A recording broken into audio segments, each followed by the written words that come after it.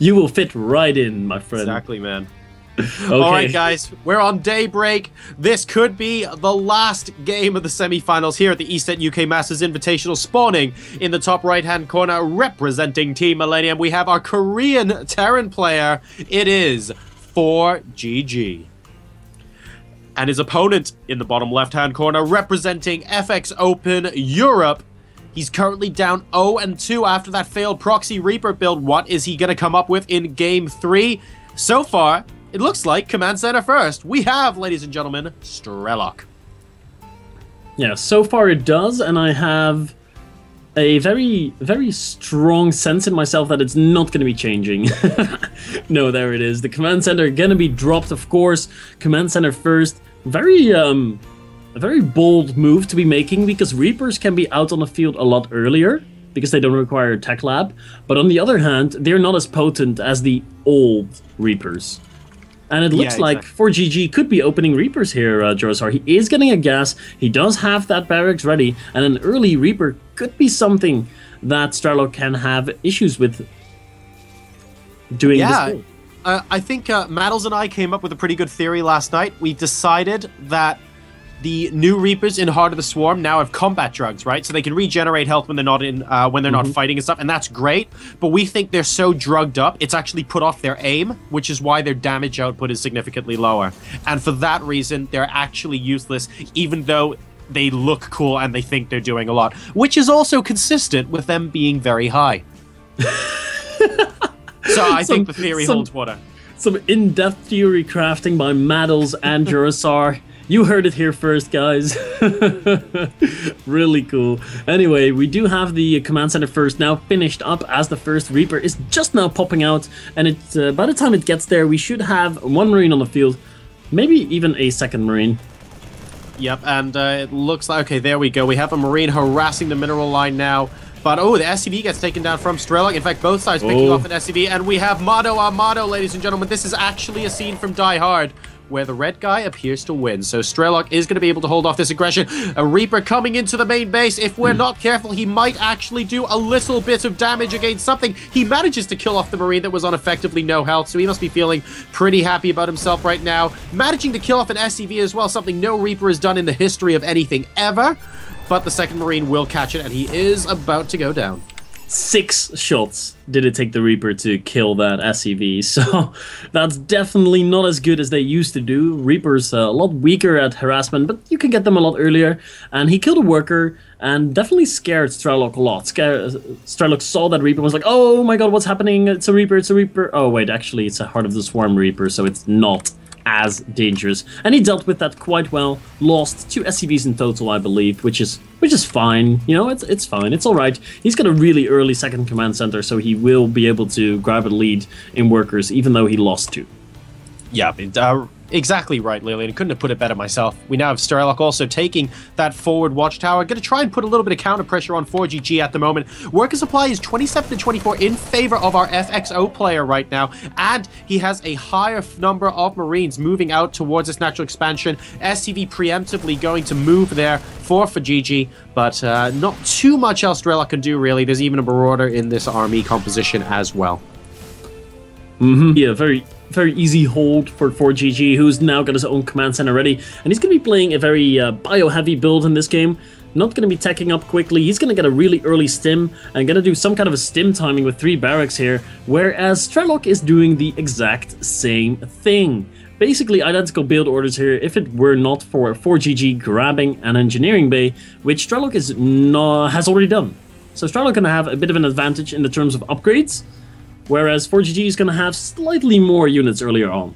Yeah, that's right. And I should also point out, by the way, guys, that Strelok is not attempting, at least I don't think so, going for a +1 stim timing, because his stim is going to finish approximately 1 in-game minute before his +1 does. So he may opt to go straight up to +2. He could get that +1 armor upgrade as well, and maybe try and time that out with combat shields. But as it currently stands, this doesn't look like some sort of timing attack.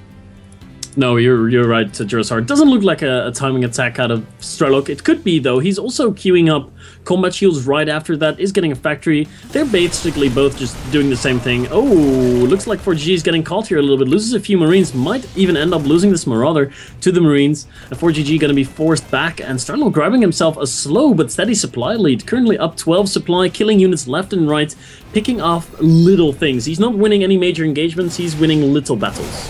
Ooh, and very nice bait into the watchtower there. 3 Marines actually going down. Strelok using Stim there. ForGG has Stim, but he's not using it. Using the superior hit points there of his units to gun down what Strelok had. Really nice play there from ForGG. In fact, he could have opted to use another Stim to chase, but he chose not to. He saw that his starport was basically about 2 minutes away from the first couple of medevacs popping out, and he went, actually, I don't need to do that. I'll kill a few units, go back to the watchtower, consolidate my position. I like that from ForGG. Now the supplies are even again. Yeah, he just took whatever he could there without overcommitting, didn't take any risks, took whatever he could, and he's in a good position now. I would say we're about even. A small economic advantage for Strelok. He's up 5 workers right now, and he does have the upgrade advantage because he's already working on his armor upgrade, whereas ForGG is still working on his first attack upgrade. So I would say things are looking still quite good for Strelok. He's got a few small leads, and both of them now expanding to a 3rd base. We're looking at a really even TVT here, which could go on for a very long time if both decide to be defensive and sit back. Strelok doing something at the moment that I really quite like. Also note that he's going for a predominantly bio style right now. So a little bit of a contrast to what we've seen so far this evening. And he's getting reactors on every single one of his racks. I love people that do that. I've seen Terrans that have like 12 or 15 barracks, and you think, wow, that's actually an impressive number. But then you look and there are no add-ons on any of them, and someone with half the number of barracks could easily produce the same number due to those reactors. It sounds silly, multiply by 2, but it means that there's more space in the base available maybe for a second factory, or maybe an extra starport down if you want to go air late game, or just more barracks once you decide to free up those minerals and stuff like that. So it's great that these players are constantly putting those add-ons on. I feel that's something a lot of lower level Terran players forget to do quite often. We do see that happen every now and then, but of course pro players will never make a mistake like that. ForGG in the meantime was moving out across the map and once again caught Strelok off guard and was able to kill around 10 to 12 Marines, basically for free. Lost a few of his own units, but if we take a look at the resources lost tab, we can clearly see that Strelok has lost more than ForGG has. So even though Strelok is up in supply, he's been less cost efficient. His early 3rd base, his small economic lead are keeping him ahead, but the engagements so far have been favoring ForGG, who's now working on the rocks in the middle of the map. These armies might be missing each other in the middle of the map. This is very, very interesting from ForGG. Oh, and Strelok doesn't have control of the watchtower, so he doesn't actually see it. A scan going down as well just to see whereabouts the army is. A massive drop into the main base though. Strelok going for that doom drop, and that's going to force ForGG into what will probably end up being a bit of a base trade. I love that ForGG, by the way, is bringing his SCVs up to his main base. He wants to hold the attack right here, right now, and do his own counter. He does. In the meantime, everything is dying in the main base of ForGG already. There are a few siege tanks though that are helping him thwart this drop.